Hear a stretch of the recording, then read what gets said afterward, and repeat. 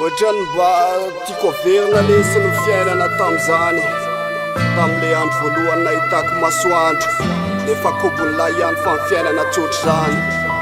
Fa ozy hoe avereny taminaterahako lesiny fotoana, de hovaiko ny fahitandreo anahy tam'izany. Satria tam'izany betsaka loatra ny diso vitako nampitomany.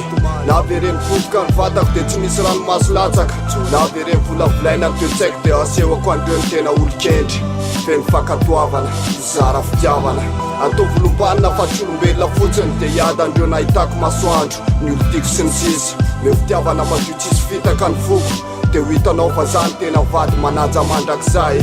Toreny-penina sy taratasy ny ratsan-tanako, de ho tazandreo fa tsy ho tanatra mivavako ny teny. Satria be ny tiako nofo tamireny rehetreny.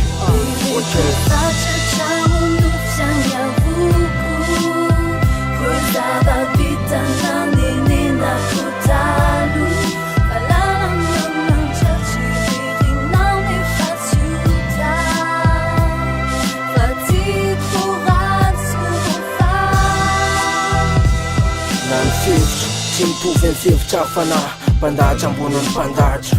Fa mba misy nofinofiko tiako tsara firehatra, de tiako totorina no aviko zay ratsy filahatra.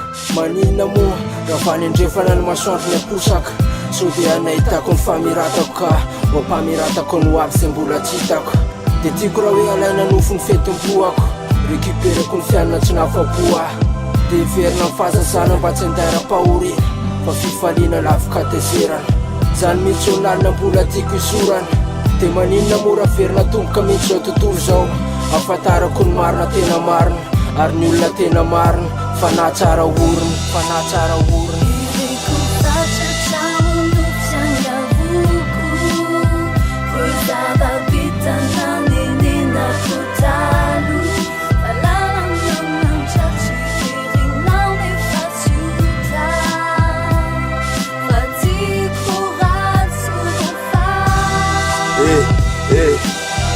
Tora-poti fatsinenina, fa amin'ny fiainana lesy mbola betsaka ny zavatra tiako averina.